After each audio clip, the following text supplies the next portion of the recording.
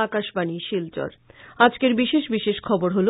গোলাঘাট ও যোরহাট জেলায় বিষাক্ত মদ পান করে মৃত লোকের সংখ্যা ১৫৫ জনে বৃদ্ধি এ পর্যন্ত এই ঘটনায় জড়িত ৩৪ জন লোক গ্রেপ্তার আসাম বিধানসভায় অধ্যক্ষের নেতৃত্বে একটি সর্বদলীয় প্রতিনিধি দলের যোরহাট ও গোলাঘাট জেলা ভ্রমণের সিদ্ধান্ত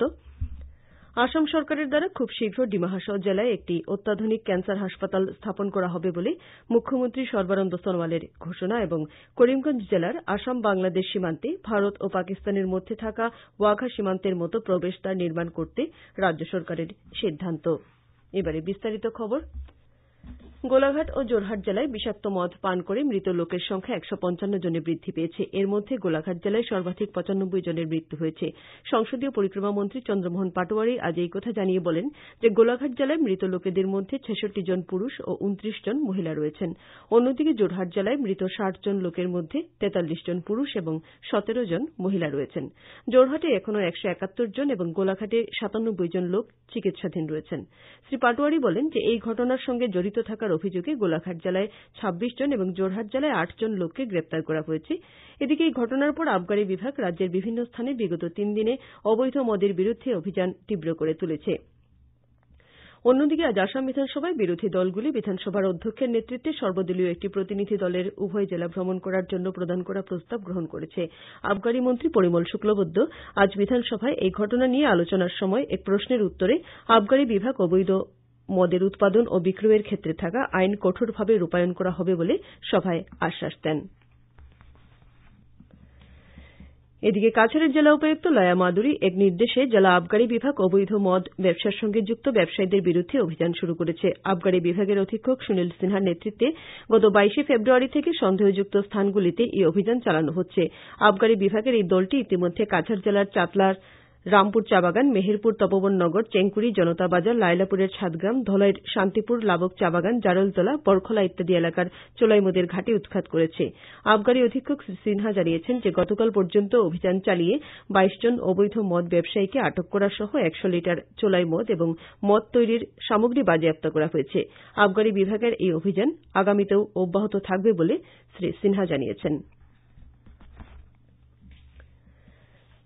প্রধানমন্ত্রী নরেন্দ্র মোদী নতুন দিল্লির ইন্ডিয়া গেটের সম্মুখে স্থাপিত জাতীয় যুদ্ধ স্মারক আজ জাতির উদ্দেশ্যে উৎসর্গ করেন স্বাধীনতার পর থেকে যে সমস্ত সৈনিকরা দেশের জন্য আত্মবলিদান দিয়েছেন তাদের প্রতি শ্রদ্ধা ও কৃতজ্ঞতা প্রকাশ করার জন্য এই যুদ্ধ স্মারকটি স্থাপন করা হয়েছে স্মারকটি উন্মোচন করে শ্রী মোদী আশা প্রকাশ করেন যে দেশের জনসাধারণ কোন তীর্থস্থান পরিদর্শনের মতো এই স্মারকস্থল পরিদর্শন করে বীর জওয়ানদের প্রতি শ্রদ্ধা নিবেদন করবেন এবং তাদের সম্পর্কে তথ্য আহরণ করতে পারবেন উল্লেখ্য ভারতীয় সশস্ত্র বাহিনীর ২৫,০০০-এরও বেশি জওয়ান দেশের একতা এবং অখণ্ডতা বজায় রাখার জন্য প্রাণ বিসর্জন দিয়েছেন গতকাল আকাশবাণীর মন কি বাত অনুষ্ঠানে শ্রী মোদী বলেছেন যে এই স্মারক সশস্ত্র বাহিনীর ত্যাগ এবং আত্মবলিদানের ঋণ পরিশোধের এক ক্ষুদ্র পদক্ষেপ রেলমন্ত্রী পীযূষ গোয়েল আজ রেল দৃষ্টি ড্যাশবোর্ডের সূচনা করেছেন নতুন দিল্লিতে এই উপলক্ষে আয়োজিত অনুষ্ঠানে বক্তব্য রাখতে গিয়ে শ্রী গোয়েল বলেন যে সমগ্র দেশে রেল বিভাগ কি ধরনের কাজকর্ম করছে এই তথ্যগুলো ড্যাশবোর্ডের মাধ্যমে জনসাধারণ জানতে পারবেন এছাড়া রেল মন্ত্রণালয় এই ড্যাশবোর্ডের মাধ্যমে জনসাধারণের পরামর্শ ও মতামত গ্রহণ করে ভবিষ্যৎ কর্মপন্থা স্থির করতে পারবে বলেও তিনি উল্লেখ করেন তিনি আরও বলেন যে দেশে ক্রমাগত ছড়িয়ে পড়া রেলওয়ে ওয়াইফাই সুবিধার মাধ্যমে রেল দৃষ্টি থেকে জনসাধারণ গুরুত্বপূর্ণ তথ্য লাভ করবেন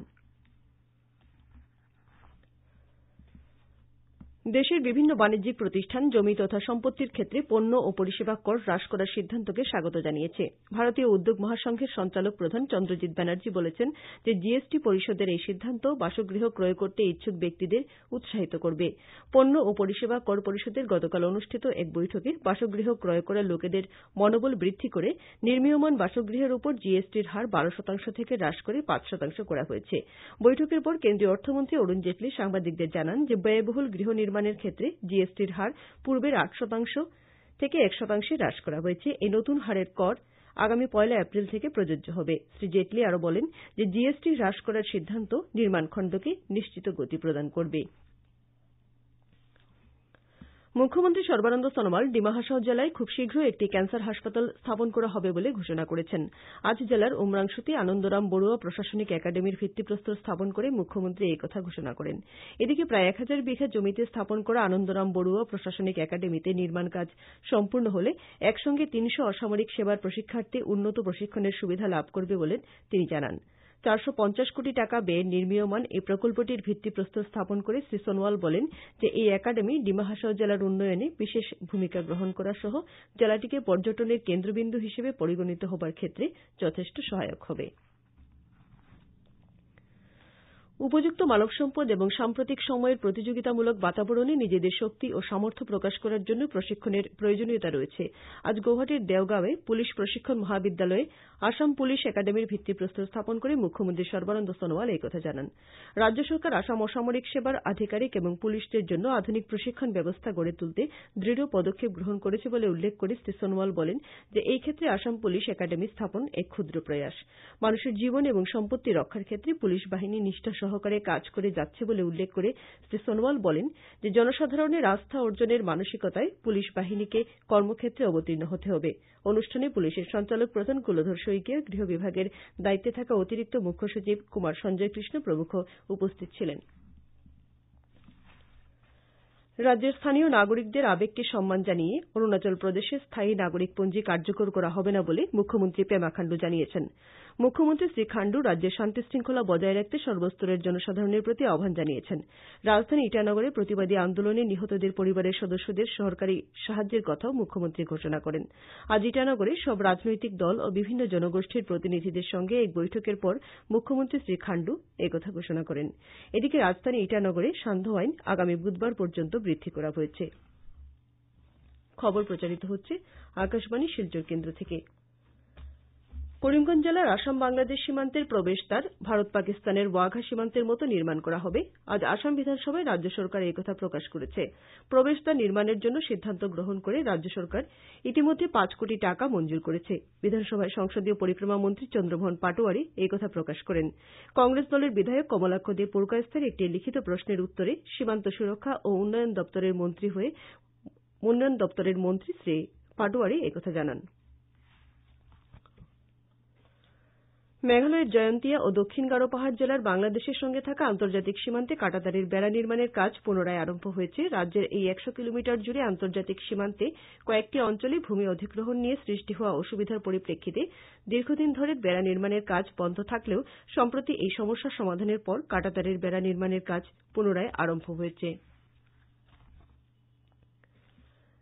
আসাম মাধ্যমিক শিক্ষা পর্ষদ পরিচালিত এবছরের মাধ্যমিক পরীক্ষার আজ বিজ্ঞান বিষয়ের পরীক্ষা ছিল। হাইলাকান্দি জেলায় আজ মাধ্যমিক পরীক্ষায় নকল করার দায়ে 13 জন পরীক্ষার্থীকে বহিষ্কার করা হয়েছে। জেলার কালাছড়া এনটি মডেল হাইস্কুল থেকে 8 জনকে, লালা এইচএস ও বহুমুখী স্কুল থেকে 3 জনকে, হাইলাকান্দি টাউন হাই মাদ্রাসা থেকে 2 জনকে এবং হরকিশোর হাইস্কুল থেকে 1 জন সহ মোট 13 জন পরীক্ষার্থীকে বহিষ্কার করা হয়েছে। এদিকে আজ পরীক্ষা হলে মোট 136 জন পরীক্ষার্থী অনুপস্থিত ছিল বলে আমাদের হাইলাকান্দি সংবাদদাতা জানিয়েছেন। পাথারকান্দি শিশু উন্নয়ন কেন্দ্রে অঙ্গনওয়াড়ি কর্মী এবং সহায়িকা পদে আবেদনকারী প্রার্থীদের সাক্ষাৎকার আগামী 28শে ফেব্রুয়ারি এবং দক্ষিণ করিমগঞ্জ শিশু উন্নয়ন কেন্দ্রের আবেদনকারী প্রার্থীদের সাক্ষাৎকার আগামী 27শে ফেব্রুয়ারি বেলা 11টায় সংশ্লিষ্ট শিশু উন্নয়ন কেন্দ্রের কার্যালয়গুলিতে অনুষ্ঠিত হবে। আবেদনকারী প্রার্থীদের নির্ধারিত সময়ে ও স্থানে সাক্ষাৎকারের জন্য উপস্থিত থাকতে বলা হয়েছে।